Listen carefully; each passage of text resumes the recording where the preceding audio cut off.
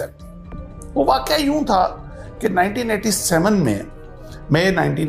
में मैं आर्मी की तरफ से एक फ्लाइंग कोर्स पे मुझे जॉर्डन मेरी सिलेक्शन हुई, जो 90 दिन का कोर्स था, 3 महीने का। ये फ्लाइंग के छोटे छोटे कोर्सेज आपकी मिलिट्री लाइफ में आते रहते हैं।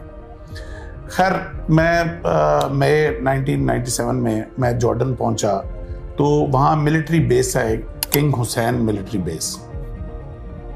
वो एक उनका छोटा सिटी है अल मफाक में वो बेस है, किंग हुसैन मिलिट्री बेस। जब वो उनके कर्नल साहब थे, कर्नल हुसैन नाम था उसका, वो जो उनके उसको जीवन क्वाड कहते हैं, जो कोऑर्डिनेशन करता था तमाम एलाइड ऑफिसर्स जो बाहर से आए होते थे उनकी रेजिडेंस। और जब उसने लिस्ट दी हमें कि कौन किधर ठहरेगा, तो उसमें वो एक फ्लैट था जिसमें 2 पायलट्स ने रुकना था। जो तमाम फॉरेन पायलट्स जितने भी थे वो 2-2 पेयर किया हुआ था। तो जो मेरे साथ पेयर था वो इजरायली पायलट था। मैं झंडा देख के इजराइल का, तो एकदम दुनिया में चंद ही वो कंट्रीज हैं जिनके झंडे देख के हम ऊपर से नीचे होते हैं, तो उनमें से लकीली एक इजराइल है। तो मैं एकदम आई वाज शॉक्ड, और मैं कर्नल हुसैन को मैंने कहा जाके कि सर आपको पता भी है कि diplomatically we are not aligned with Israel, so if you could change my flatmate. तो उसने एकदम कलम पकड़ा, उसने कहा हाँ व्हाई नॉट, यस। तो अच्छा, जब वो काटने लगा तो ऐसे मेरी तरफ ऊपर देख के मुझे कहता है, but just for your information that pilot of Israel requested me to be your flatmate. अब जब मैंने ये सुना कि दुश्मन ने ये चैलेंज दिया कि मैं पाकिस्तानी ऑफिसर के साथ मुझे कर दें, तो मैंने कहा अब मैं नाम कटवाऊं तो फिर मैं पाकिस्तानी नहीं। तो I accept this challenge, I will live with Israeli pilot for 90 days and then the life starts. 2-4 दिन तकल्लुफ में गुजरे, वो भी थोड़ा रिजर्व लगा। वो समझ रहा था पता नहीं मैं कोई आईएसआई का एजेंट हूँ। चंद दिनों में हमें ये समझ आ गई कि ना मैं आईएसआई का एजेंट हूँ ना वो मोसाद का एजेंट है। तो हम दोनों पायलट हैं और कोर्स करने आए हुए हैं। 8-10 दिन के बाद बेतकल्फी हो गई। सुबह क्लास में इकट्ठे जाना, शाम को खाना इकट्ठे खाना। जब बेतकल्फी इस लेवल की हुई तो मैंने उससे पूछा, मैंने कहा you requested me to be your flatmate? He said yes. मैंने कहा is there any particular reason for that? तो जो उसका जवाब था शोएल का, वो मेरा लाइफ चेंजिंग, मेरी पाकिस्तान के साथ मोहब्बत उस दिन मुझे मेरी पैदा हुई मेरे अंदर। उससे पहले मैं बाय डिफॉल्ट पाकिस्तानी था, लेकिन मई 1997 इस वाक़े के बाद मैं बाय चॉइस पाकिस्तानी। उसने जो जवाब दिया वो मैं बार बार इस कौम को वो जवाब बताना चाह रहा हूं। मैं इससे पहले वाली भी एक वीडियो में, मैं उससे पहले वाले एक प्रोग्राम में मैं बता चुका। ही सेड के हम पैदा हुए थे तो मां की गोद से हमें बताया गया था कि तुम्हारा दुश्मन अरब नहीं है, तुम्हारा दुश्मन पाकिस्तान है।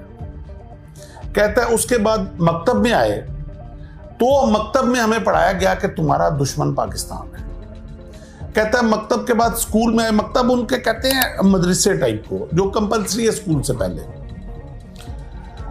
अच्छा, कहता है उसके बाद स्कूल में आए तो स्कूल में जो चैप्टर हमें एनिमी का पढ़ाया जाता था उसमें झंडा पाकिस्तान का लगा होता था। उसमें पाकिस्तान की ज्योग्राफी पढ़ाई जाती थी, पाकिस्तान का नहरी निज़ाम पढ़ाया जाता था, पाकिस्तान का फौज की स्ट्रेंथ हमें पढ़ाई जाती थी। कहता है उसके बाद यूनिवर्सिटीज में, कॉलेज में एनिमी के तौर पे हमें पाकिस्तान पढ़ाया जाता। कहता है फिर मैं आर्मी में आ गया। जब आर्मी में आया तो सारी दुश्मन की मिलिट्री स्ट्रेटेजीज जो हैं वो हमें पाकिस्तान की पढ़ाई जाती थी।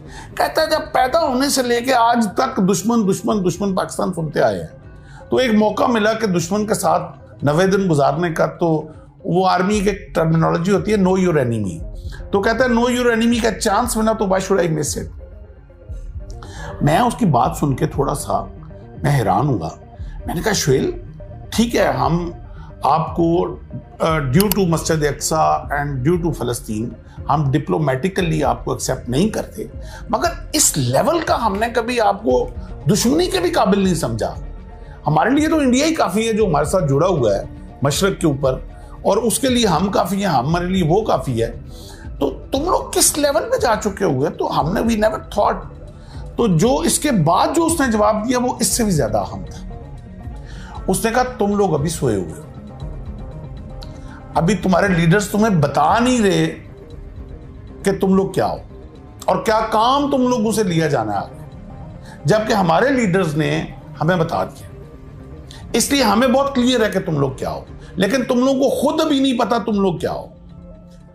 और जब मैंने थोड़ा इसरार किया, उसको अनफोल्ड किया, तो उसने कहा कि कभी तुम लोगों ने गौर किया कि पूरी दुनिया का नक्शा ले लो, पूरी दुनिया में 2 कंट्रीज ऐसे हैं जो रिलीजियस आइडियोलॉजी की बुनियाद पर बने हैं, और वो एक पाकिस्तान है और एक इजराइल है। पाकिस्तान बना 1947 में, इजराइल बनता 1948 में। अब what a coincidence, what a coincidence कि 9 महीने के अरसे के अंदर अंदर 2 मुल्क जो काम जब से दुनिया बनी थी नहीं हुआ था, और वो एक ही 9 महीने के अंदर अंदर वो काम दुनिया में होता है। पाकिस्तान बनता है 27 रमजान को, वो मुबारक ताक रात जिसके लिए हमारा कुरान भी ना अंज़लना पूरी उतरी उसके ऊपर। हमारी सारी दुनिया जानती है कि वो ताक रात क्या है हमारे लिए, जिस रात फरिश्ते उतरते हैं अपनी रहमत के लिए, खुदा फरमा रहा है। और साथ वो भी अल्लाह का, तुम क्या जानोगे ये रात क्या है। और इजराइल बनता है 1948 में। अब जब वो कहता है, शोएल कहता है मुझे कि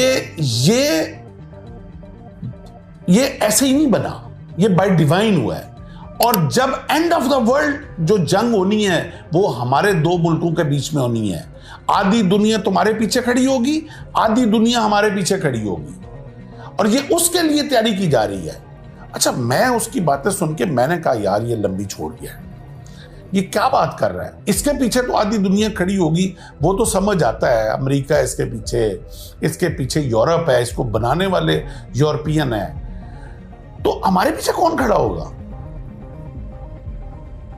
तो अब आके वो क्या कहता है, अब आके कहता है कभी तुम लोगों ने गौर किया, ऐसे उसने ना सामने वो एक पेंसिल पड़ी हुई थी जो हम पढ़ रहे थे, ये ड्यूरिंग स्टडी ये हमारी डिस्कशन हो रही थी। उसने पेंसिल पकड़ के ना कहता है तुम लोगों के अंदर ये कैपेबिलिटी नहीं है अभी कि ये पेंसिल बना सको अपने मुल्क में, ये चाइना से इंपोर्ट करते हो, जबकि इस वक्त दुनिया का सबसे लेटेस्ट 3 न्यूक्लियर टेक्नोलॉजी तुम लोग बना के बैठे हुए।